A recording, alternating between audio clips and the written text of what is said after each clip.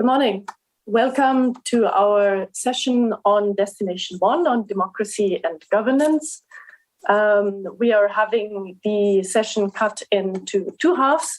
Let me first welcome you also in the name of my colleagues who are there.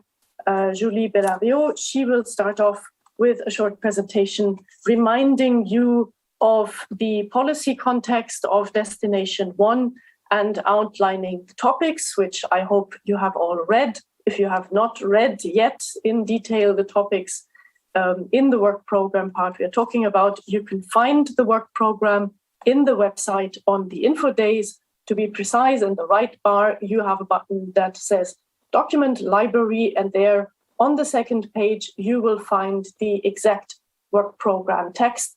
And you can find in this document library part also many useful links. After this short presentation, we will have a Q&A session.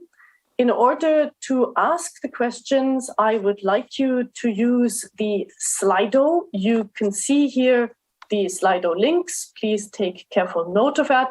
You can also see what comes in via the webpage on the info days. Please post your questions already during the presentation, and please do not forget to also upvote if you like the questions of somebody else who were asked. So, with that, I would like to ask to launch the presentation, if you could go ahead with that. Good morning. Welcome to this Horizon Europe Info Day of Cluster 2, Culture, Creativity and Inclusive Society.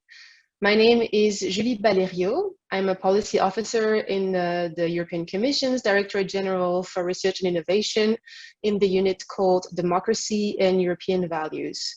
So today I will take you through the work program 2021 calls, focusing on the first destination of Cluster 2, which is entitled Innovative Research for Democracy and Governance. Please note that the information that I will give you in this presentation is really for you, for your help, but this is not legally binding. For the legally binding document, let's say, I invite you to go and check the work program, which has been published on the 15th of June. So this is the text that you have to refer to. This is just for your information as a complement to the work program. So first of all, I would like to put the context a little bit around the Cluster 2. So as our co-chairs have mentioned this morning, Horizon Europe is structured in 3 pillars. The second pillar, which is the top-down pillar called Global Challenges and European Industrial Competitiveness, is where the clusters are located. And you can see here highlighted Cluster 2. The cluster is structured in 3 destinations and addresses big societal challenges. So the destinations are also called impact areas, and the one that I'm concerned with today, as you know, is democracy and governance. To give you a bit of policy context, so Cluster 2, and especially this destination, are dealing with many Commission priorities. So we have, for instance, a new push for European democracy, promoting the European way of life, Europe stronger in the world, and Europe fit for the digital age. If you want more detail, you can find them all on the Europa website. Here are also some policy texts to give you some context that are relevant to this destination.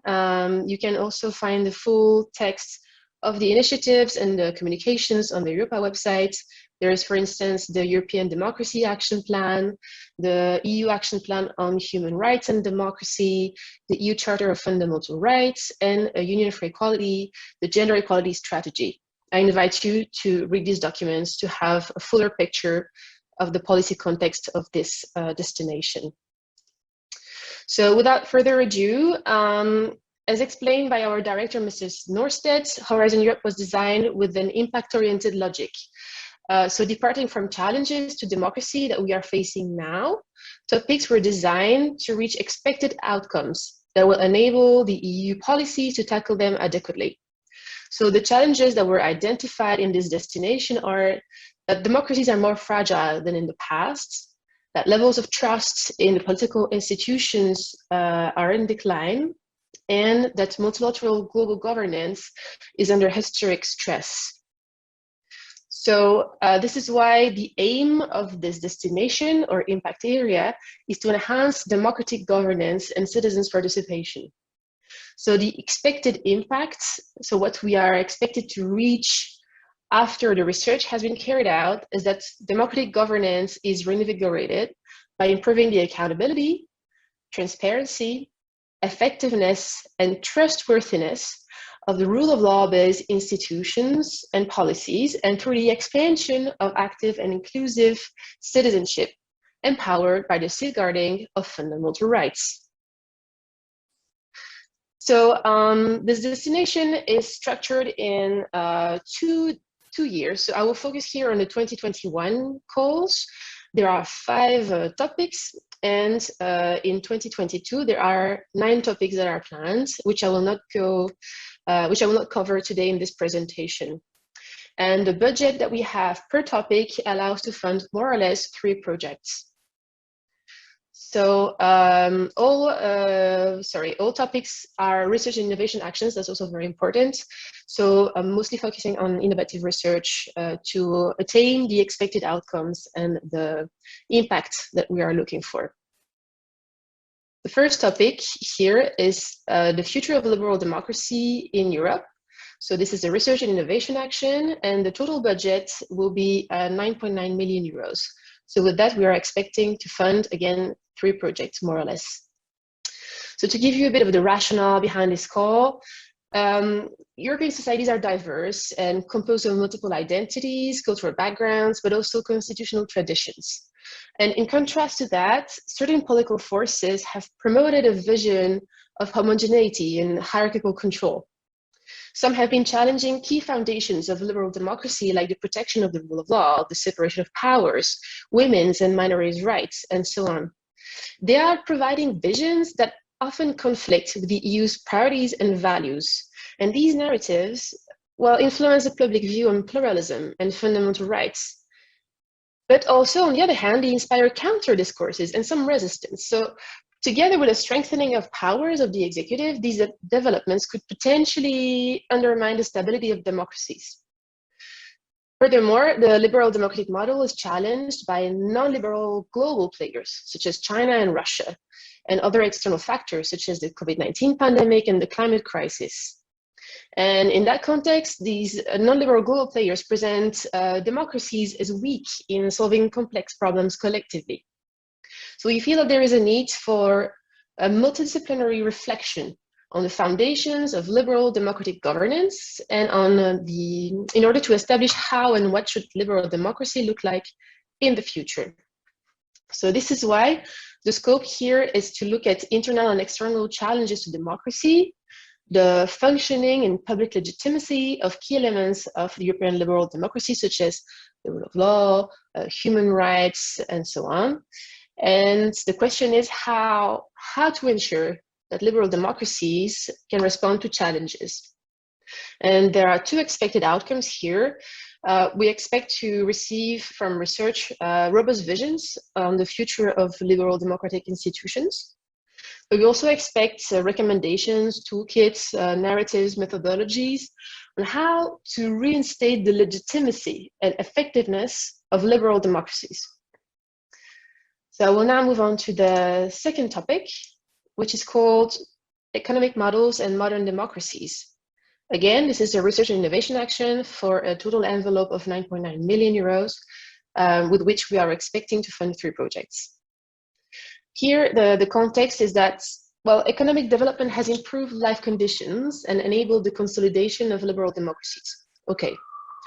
However, in recent decades, the intensification of economic globalization, market deregulation, and the financialization of economies have posed new challenges to democratic governance. Global capitalism has created dynamic economic systems that produce material wealth, but at the same time pose challenges to democracy, fundamental rights, social inclusion, equality, welfare, as well as the sustainability of our ecological system and climate change. On the other hand, alternative business models have emerged in reaction to this evolution. They operate on the basis of democratic and participatory principles and prioritize their social mission over profits. So in that context, the scope that we're looking at is the interrelationship between politics, people's participation, culture, and economics in modern European democracies across time, so with a historical dimension as well. We want also to look at how do democratic institutions mitigate the negative effects of economic activity, both on society and on democratic processes, while also promoting inclusive and sustainable growth. So there is a balance there, and how to navigate that.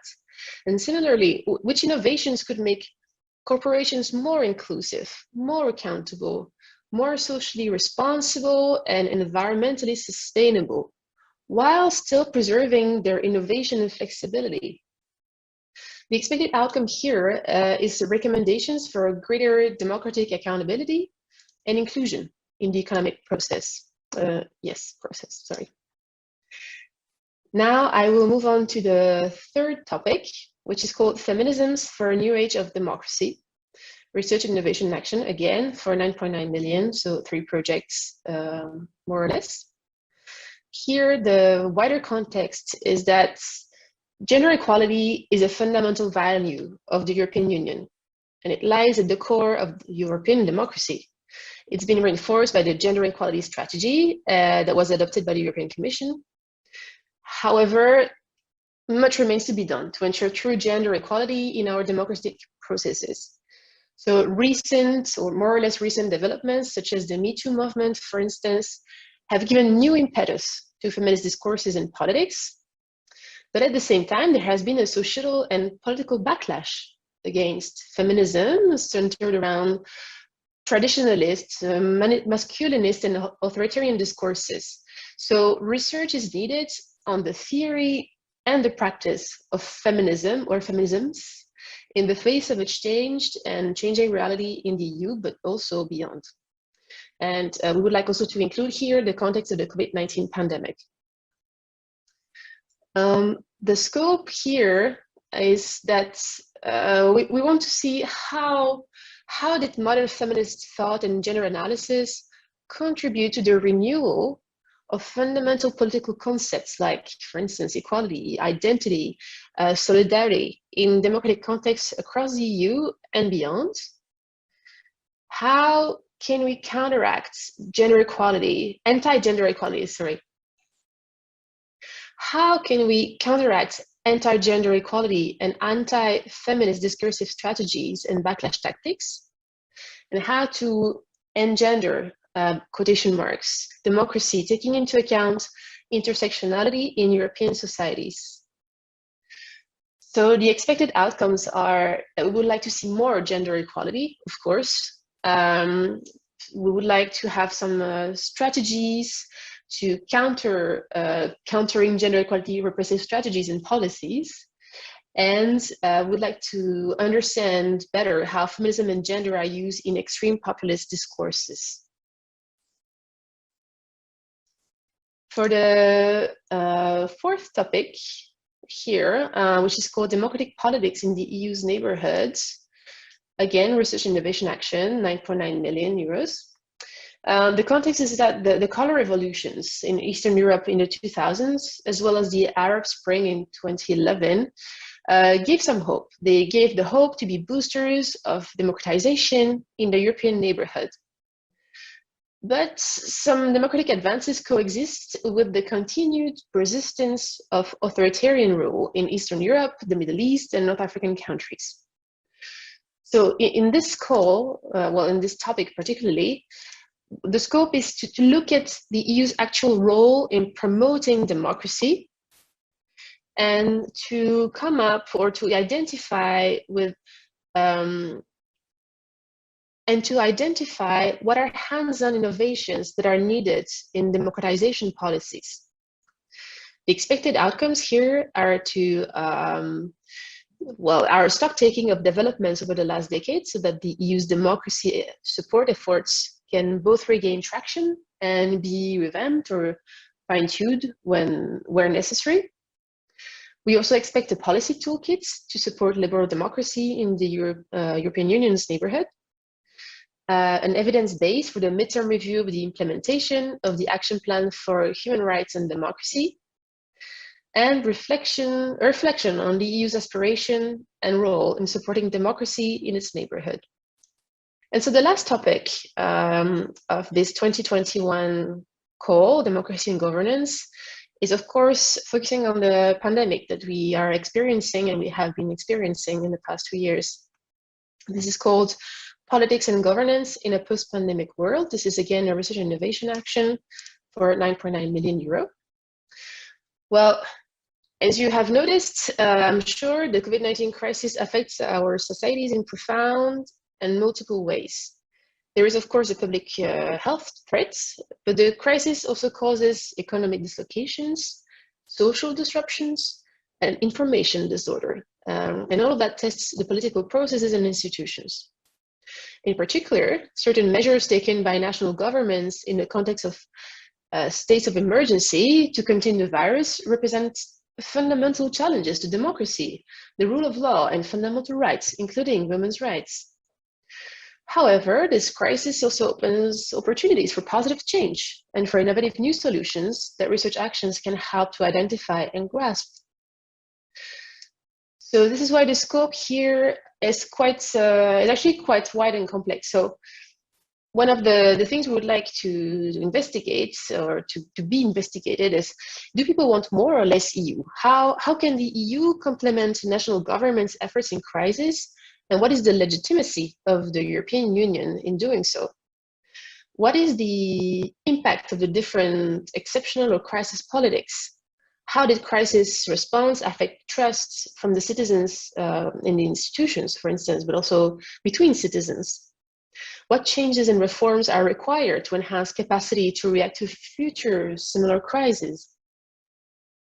So in terms of outcome, what we are expecting is a comparative and historical analysis of the multi-level impact of the COVID-19 pandemic, including governance responses, as well as recommendations on how can the EU and other democratic institutions better respond to such crises in the future, while still respecting the values of solidarity, the rule of law, and respect of fundamental rights.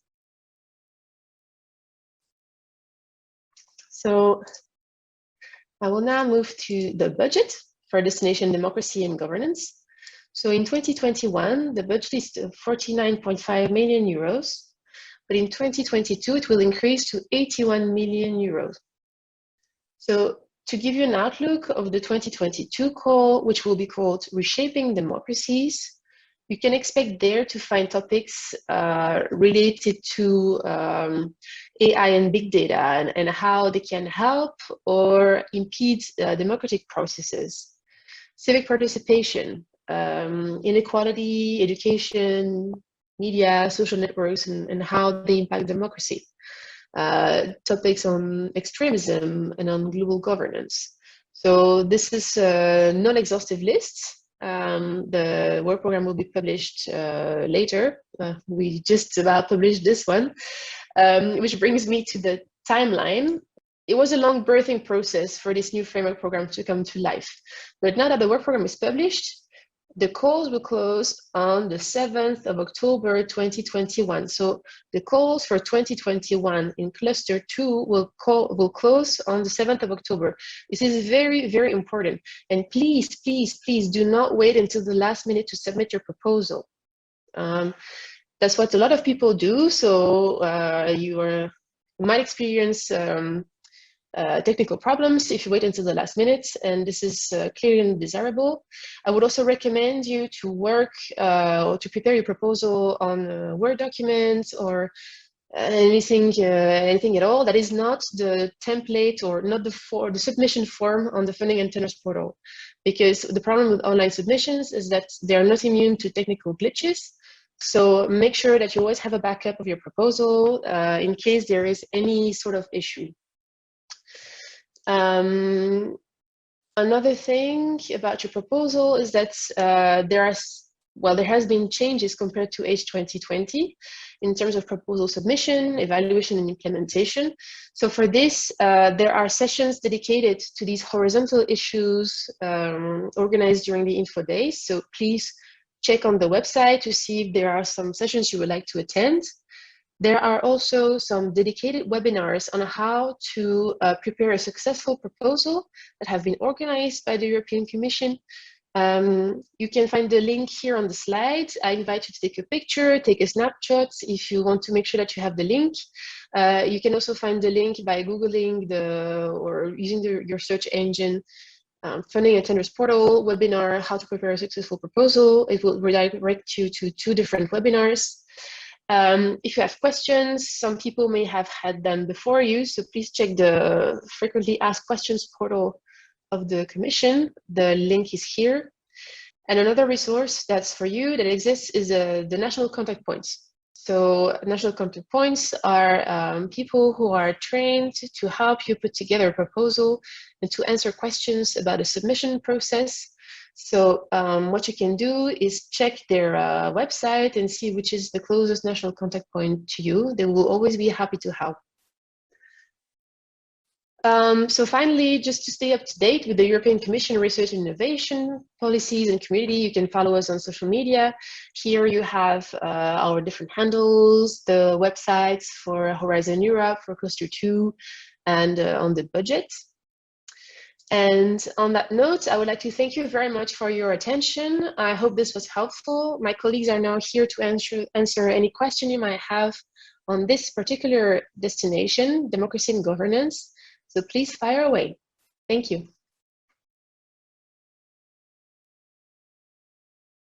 Hello, and welcome to the Q&A session. I have the pleasure of moderating that. My name is Katja Reppel. I'm head of unit for democracy and European values in DG Research and Innovation. And I am joined for the Q&A session by 3 colleagues. Zoltán Krasnay, he is in charge of the overall coordination of the Cluster 2 work program. Francisco de la Torre is deputy head of unit in charge of democracy and European values and in charge in particular of the coordination of the Destination 1 part of the Cluster 2 work program. And last but certainly not least, Jeanne Lenders, she's a policy officer in our unit, and she's in charge of gender issues. With that, may I remind you again to post all your questions in Slido. I see some of you are doing that already. And also to consider to upvote with the thumb up if you find a question particularly interesting. So with that, I am switching to the questions which we have received so far, but please, as I said, keep posting questions. I think the first question is directed mainly to Zoltán. When the calls mention research should, and then a number of points to address, do all these points have to be addressed, or can they pick and choose? Zoltán. Thank you very much for that question, and good morning to everyone. When you open the work program, you will see that in front of all of the expected outcomes in all the topics, there is a specification whether you have to consider all of the expected incomes or some of them. So with regard to the 5 topics that my colleague Julie presented, you will either find all or both of them in case when there are only 2 expected outcomes, or you can also see that you have to consider at least 2 of the expected outcomes. So it is always specified in the topic text. You will find clear instructions on that. Thank you. Thank you, Zoltán. And I'm going to the next question, which is how comprehensive should a program be with respect to the questions asked? I suppose this is a project, which you are meaning. Oh, and there's an upvoting. So let's see the one which I had. How comprehensive should a project be, project proposal with respect to the questions asked? Should be all, the majority, selected items in depth. I would like Paco to take that one because he was working hard on making all the relevant points in the topic descriptions. Paco. Sure. Good morning, everyone. It is, in fact, the same question as I can read it, the one posed by Joe to the one that Zoltan just replied. So the question is reformulated. Is a proposal supposed to cover all the items that are presented in the work program? It depends on how the work program is formulated. Indeed, in many of the cases, it says proposal is expected to address some of the following, and then you have the list. So the reply would be not all of them, unless it's mentioned all the following points. Yes, thank you. And I think the next question, Paco, will also go to you. This is about the topic relating to neighborhood, democracy in the neighborhood. And the question is whether this should be only the neighborhood countries as defined in certain things, so the Eastern Partnership, or whether that can also cover other countries which are in the loose sense in our neighborhood. Yes, I think there are also some other questions coming on the same direction on that topic, whether the proposal should cover all the EU neighborhood or could concentrate only on the MENA or in the Eastern Partnership, etc. The topic in the work program doesn't request to have a full coverage, doesn't request it explicitly. Of course, up to the evaluators at the end of the day to see which is the value and the quality of the proposal being put forward. Sometimes it may be that the wider the coverage, maybe you need to decrease the amount of in-depth analysis that you could provide, and there might be some trade-offs there that could penalize somehow in the eyes of the evaluation. The topic is not asking for a full coverage explicitly, no. Yeah, and I think there is a follow-on question which has been voted up. Again, I think this relates to the same topic, promoting democracy.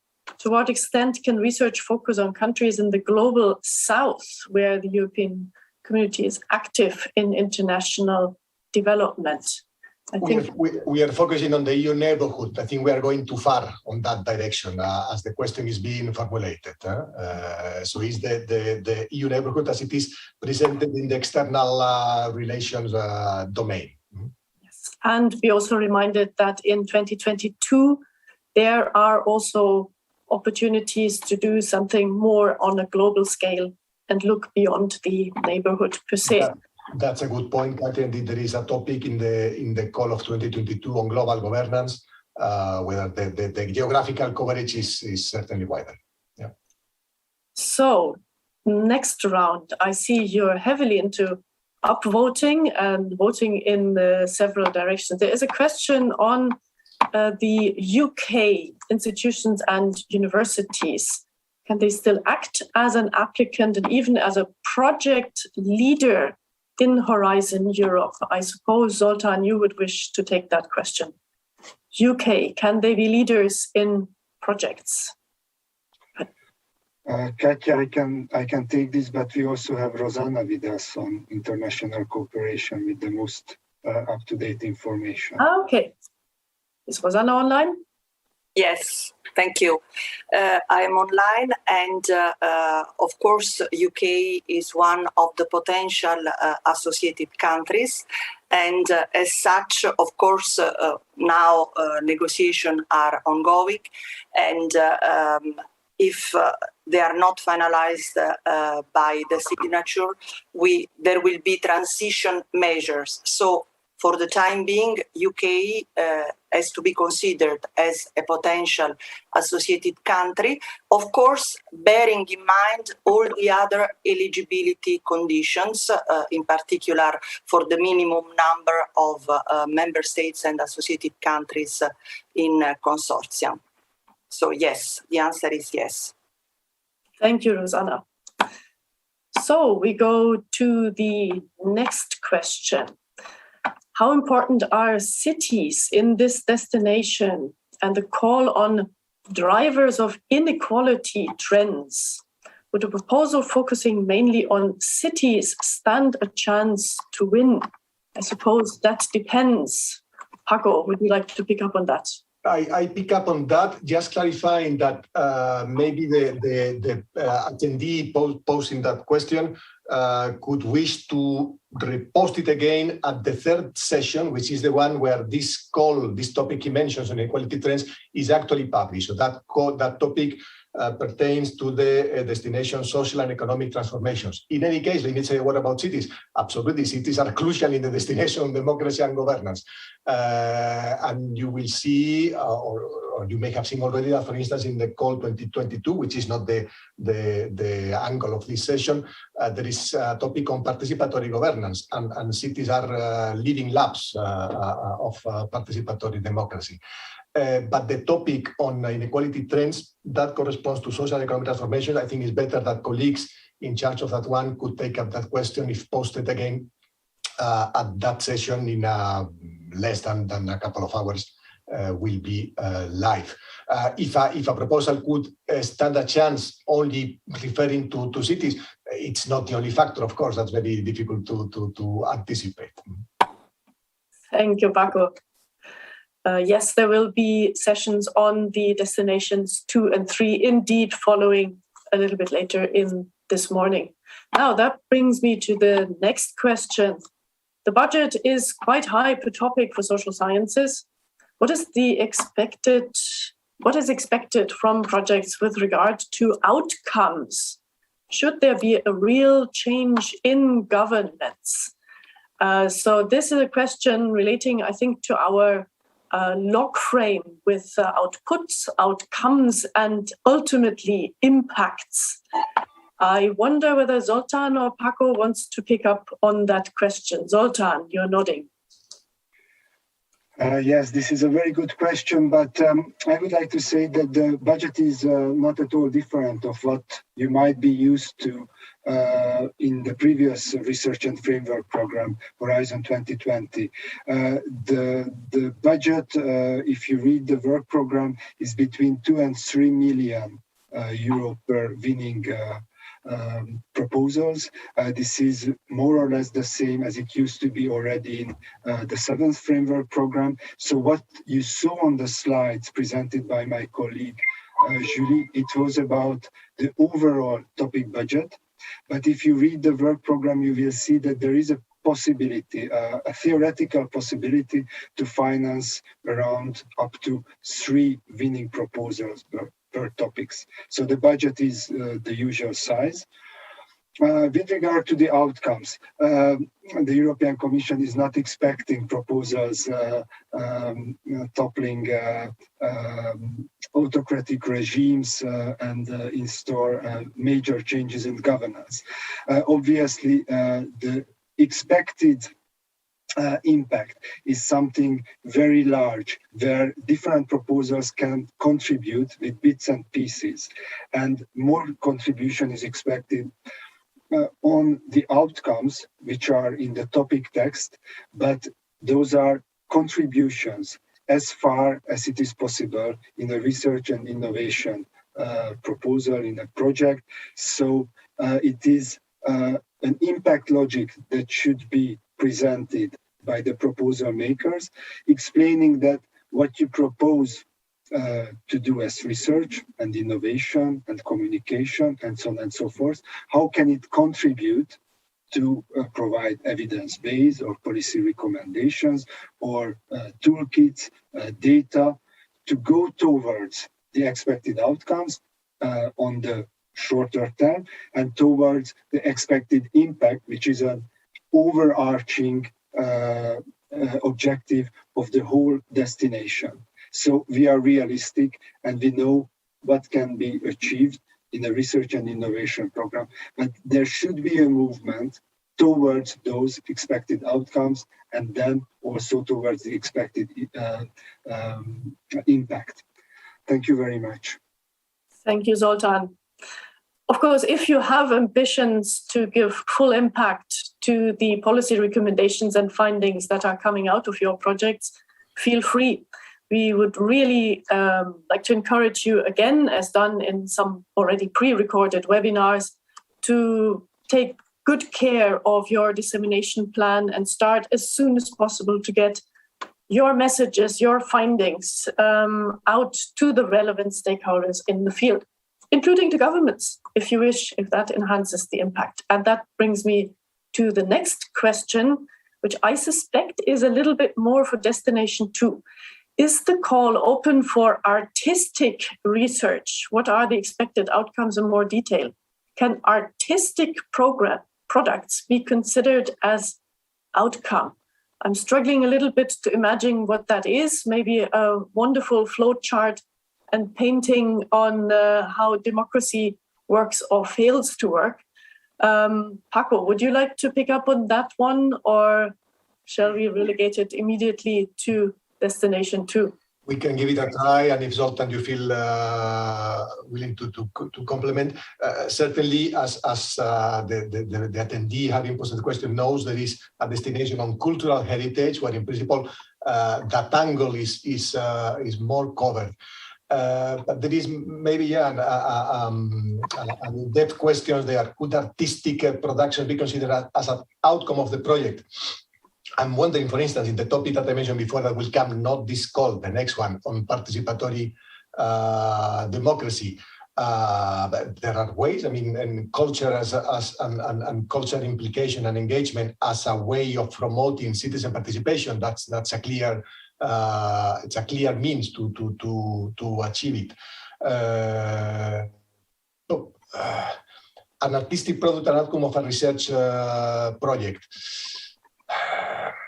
I would say, as a prima facie reply, I would say difficultly, in as far there is no research involved in the production of that artistic product, and I would leave it there. I don't know, Zoltan, if you want to say anything on that. I see Zoltan nodding.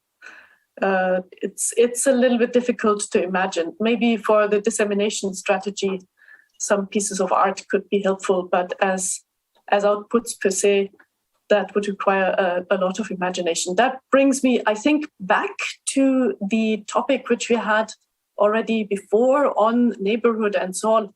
In the call, Democracy 1 for Africa is mentioned as a cross-cutting priority. Does it mean that all projects need to include Africa in the project, or is it optional? I think, Paco, this goes again to you.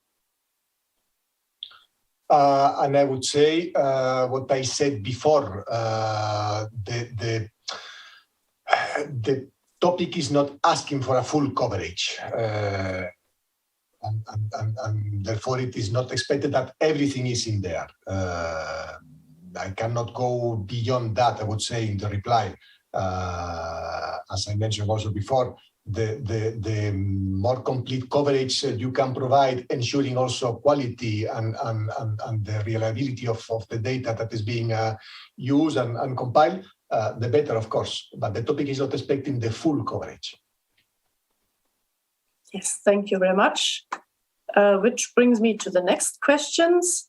I jump very little bit the order because the second one on top there is an easy one. Will the presentations be available after the sessions?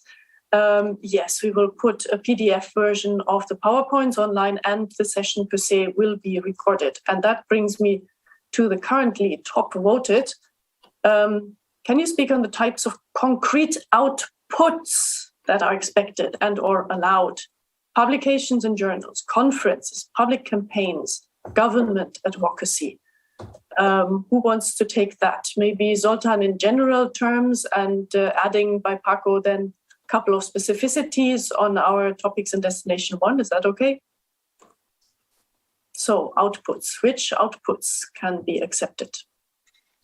All the different types of outputs that you mentioned can be expected. These are really the usual outputs of research and innovation projects. So obviously publications, peer-reviewed publications, you have to report on publications. It is part of the regular reporting obligations on winning proposals, conferences, seminars, workshops, policy briefs.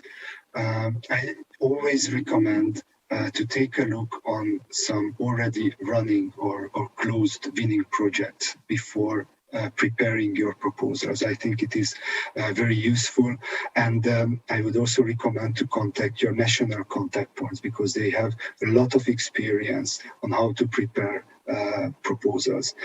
Coming back to the artistic research, it can be also very much part of outputs of a project. I would like to just recall that in social sciences and humanities, when we worked on climate change in the Pacific, for example, one of the outputs was an extraordinary theater spectacle prepared with participants from the Pacific region. And the spectacle went to the Paris Climate Conference and had an extraordinary impact and visibility. So yes, you can think out of the box. With regard to the outputs, you can consider the classical scientific outputs, the policy advocacy outputs in dissemination and communication, and artistic research also has its part if you can integrate it into your impact logic that you are proposing for the evaluators. Thank you very much for your attention. Thank you, Zoltan. I think the next question will go to, or Paco, you want to add on? I think that was super comprehensive from Zoltan, and I thank him also for indeed widening the scope and the meaning of the term. I'm very much happy that we can take all that on board, absolutely.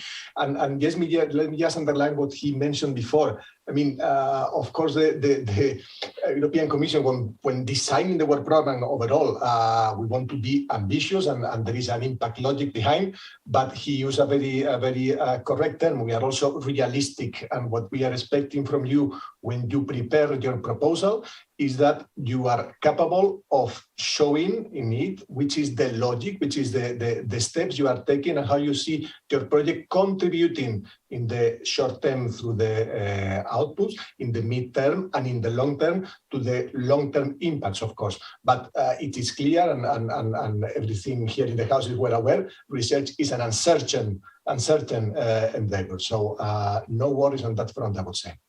And thinking out of the box, that's indeed a very, very advisable approach from Zoltan. So thank you very much.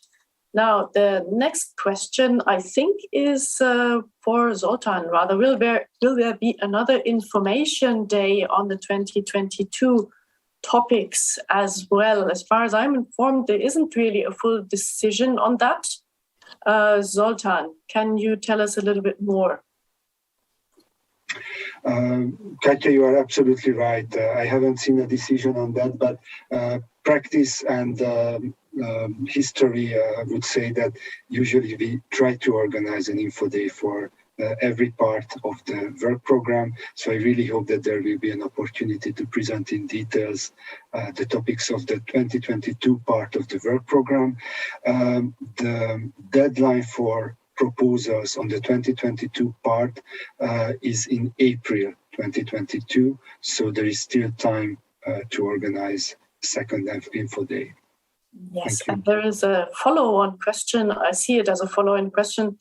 When will the details of the 2022 calls be finalized and published? Because only after that that would make sense. I mean, the 2022 calls are, of course, published, and we would hope that this stays really very, very stable and has, at best, some budgetary upwards adjustments.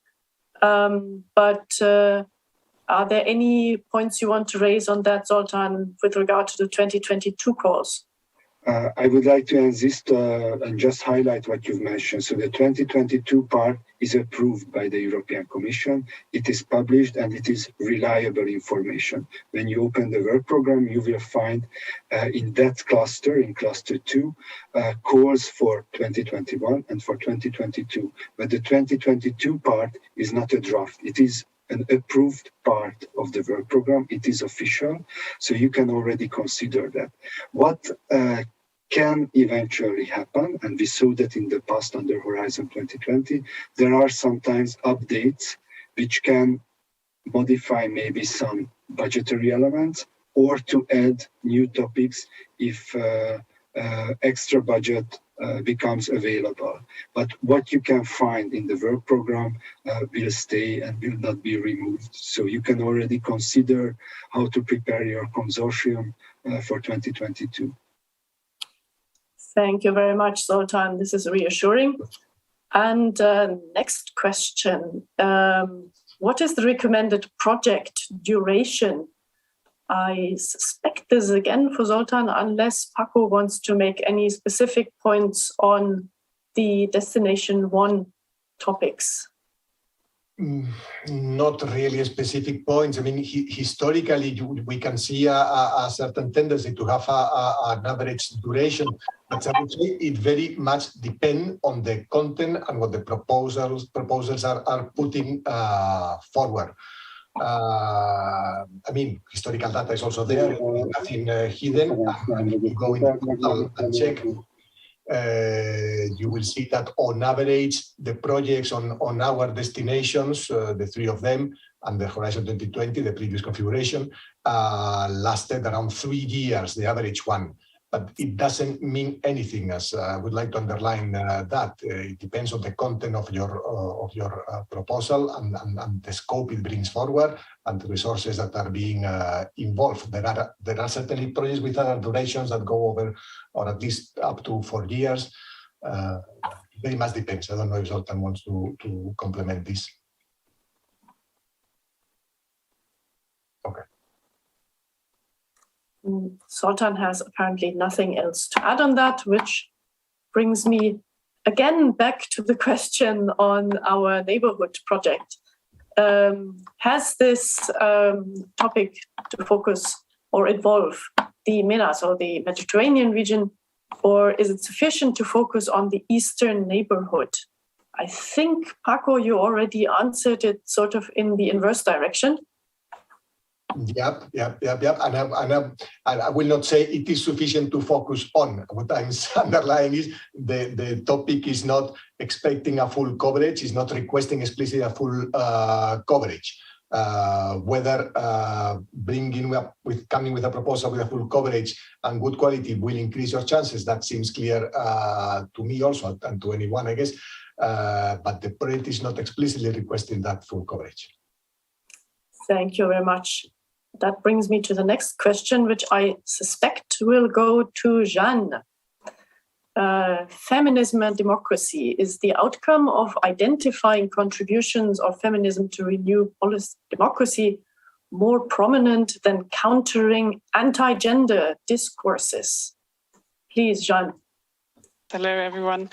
I would say these two go hand in hand, and we would like to see both the balance of the theoretical and the practical elements. It's very important that in the end there will be recommendations on how to practically counteract the gender backlash. So please consider this and also go beyond desk research and really think of both dimensions. Thank you. Thank you, Jeanne, for that clarification. And then comes the next questions. How conceptual is the research intended to be in Destination 1, i.e., is there a need for concrete use cases?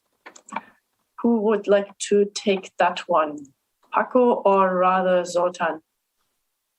I can give it a try.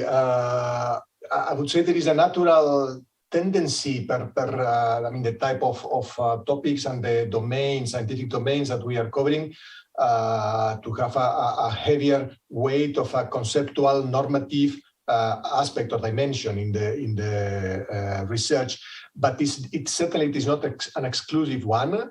I would say that maybe in the topics of the first call 2021, that weight is a bit heavier compared to 2022. In 2022, you will see, or you have seen already, there are topics that are indeed expecting and asking or suggesting, or at least opening the door for use cases.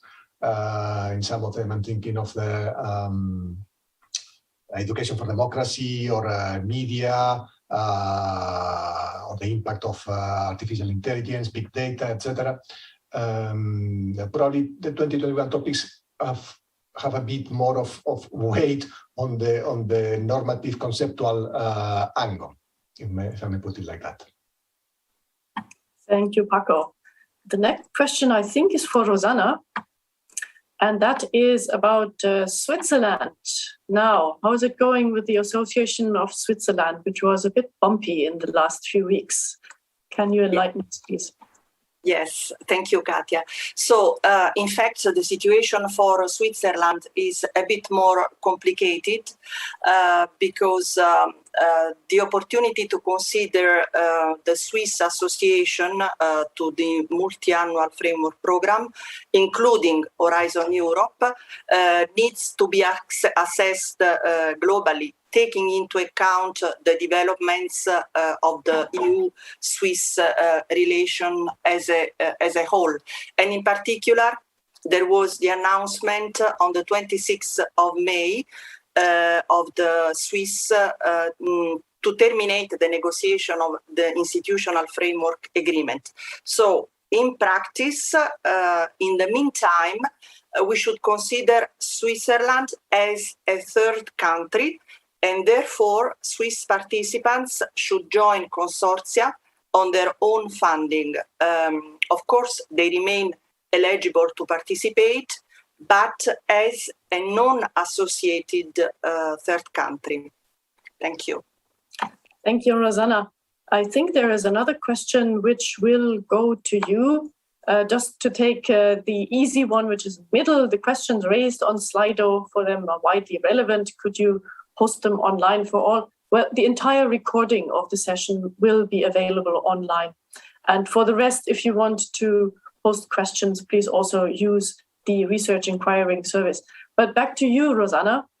In this global governance call, which has a deadline in 2022, are countries outside the EU eligible for funding of project costs? Well, if they're associated, I guess the answer is yes. And if they're not associated? So, as I said, for the countries that are not associated, if the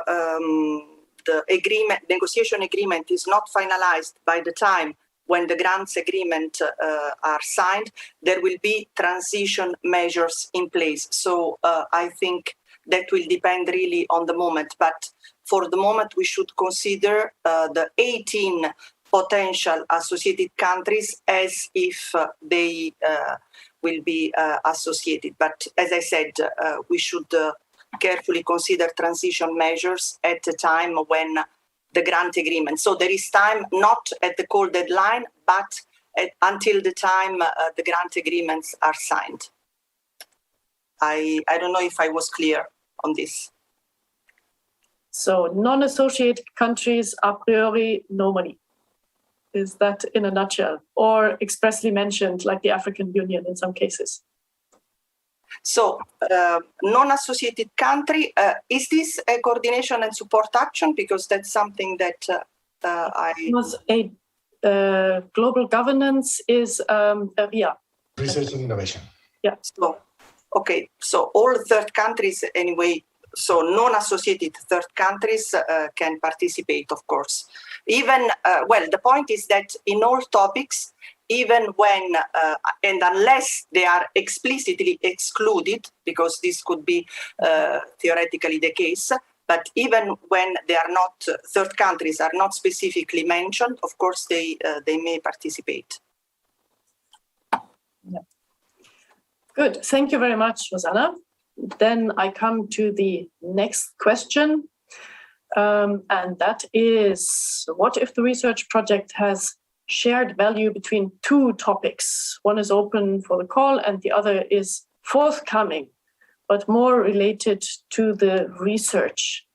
I think Paco maybe, or Zoltan, how would you do that? I mean, the projects are evaluated against what is written in the call.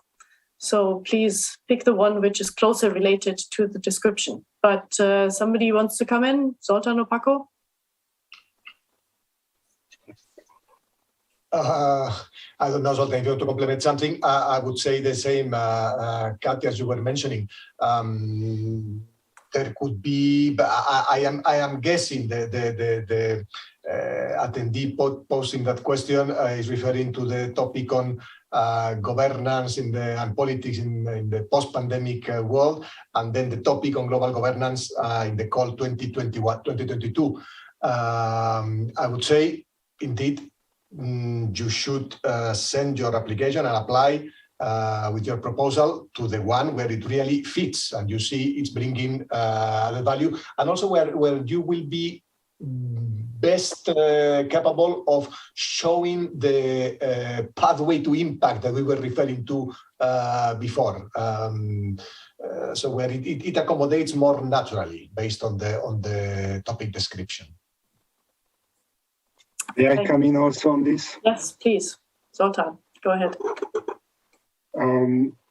I think it is very important to insist on this aspect. So imagine that you consider that your proposal is very good for two topics and you send it without any changes for both topics.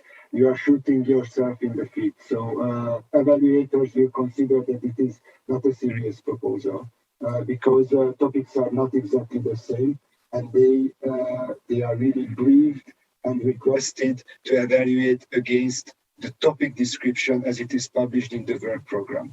So nothing forbids a participant to be part in different consortia in the same year.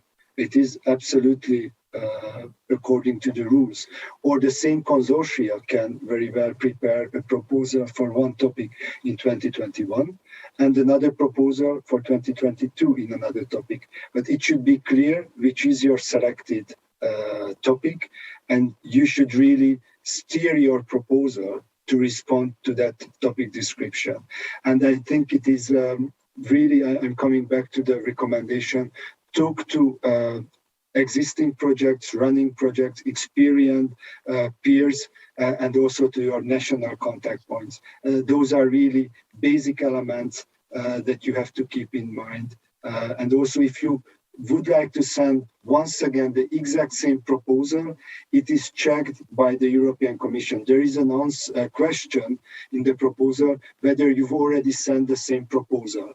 And when it is, the answer is yes, then the evaluators might look into the previous proposal you've sent in previous years and also of that evaluation. So those are questions that you really have to consider seriously when thinking about your proposal. Thank you for your attention. Thank you, Zoltan. And that brings us into the last minute of that Q&A session. The last question is, are CSO, I guess the civil society organizations, encouraged to participate? What's their expected role? Action-related research, projects expected to have pilot studies? Who would like to pick up on that one? Paco, civil society organizations. Certainly, yes, as a general reply. Of course, it depends on the topic. Read carefully the work program, and then you will see there are topics where this is even explicitly mentioned, and researchers and applicants are invited to interact and to engage with the actors and groups that are gonna benefit from the research at the end of the day. So CSOs as a in general terms by default, yes, but of course it depends on the topic. There will be topics in which maybe it doesn't make a lot of sense. Naturally, the role of the CSO will be more indeed on the pilot case studies, on purely between citizen science, dialogues, etc. They don't have probably some of them, the research capabilities themselves. But I insist, it depends on the topic. Go to the work program and read carefully what the topic is putting forward for you. Yes, thank you very much. I'm looking at the clock, and we're getting very close to the end of this session. I see there are some another question on UK participation. I think the answer to that was yes from Rosanna. There is a question, how will the contribution to mid and long-term impacts be evaluated? It's a general question. Zoltan, do you want to very quickly come in also on that question regarding the impacts? So, which question is that? How will the contribution to mid and long-term impacts be evaluated? You know that the proposals are evaluated by independent experts. So it is not the European Commission who is evaluating the proposals, but researchers or entrepreneurs or civil society organization members selected according to the thematic field. And they are briefed by the European Commission, so they read very carefully the topic description. And also we will explain them this impact logic, which comes from the outputs, as it was explained by my colleagues, on the short term to the expected outcomes on the longer term, and on the very long and political level to the expected impact, which is overarching for one destination. So this is really something that the experts will be aware, and they will consider proposals against that impact logic, which is very well described in the strategic plan. I also recommend to read this Horizon Europe strategic plan, and also the work program as it is presented. There is also, in every destination, there is an introductory part explaining the overarching objectives of each and every destination. Thank you very much for your attention. Thank you, Zoltan. And now I come really definitively to the very last question, and then we have to close. Shall a project take into account all levels of government, or could it be focused only at subnational level? And that comes from the Assembly of European Regions, so only regional level, I suppose. Paco, that depends very much on what we have specified in the call itself. Subnational level, even city level, can be very interesting for certain questions that are addressed. But of course, Paco, you might add. No, absolutely. You are fully right, Katja. As we said before, it's very important that applicants, proposers read the text of the topic. But the relevance of the European Union by itself is an experiment of multi-level governance. And we're certainly not leaving out of our focus of interest in research, the local, the regional, and certainly the national levels, and even less, of course, the overall arcing intergovernmental level of the EU in itself. So all levels are of relevance, but of course in the topics, as I said, pay attention to what is presented there. So thank you very much. Now that brings us definitively to the end of this session. Thank you very much for participating. Thank you very much for the entire panel of colleagues who gave you answers to that. In case you have further questions, and I see a couple of them coming in, some of them are rather of general nature, please, the very general ones, which apply to basically all of the work programs of Horizon Europe, consider posting them also in the research inquiry service. There is a link in this document library section for our info day, or you may wish to give it a try in the following sessions, which will start shortly with Destination 2 on cultural heritage and creative industries. And I would like to thank the audience. Hope that this was helpful for you for shaping your ideas for excellent projects. Please do also register for the brokerage event, which takes place tomorrow, in case you haven't done so yet, and you are still looking for partners in possible consortia proposing projects. Thank you very much and have a good day. Goodbye.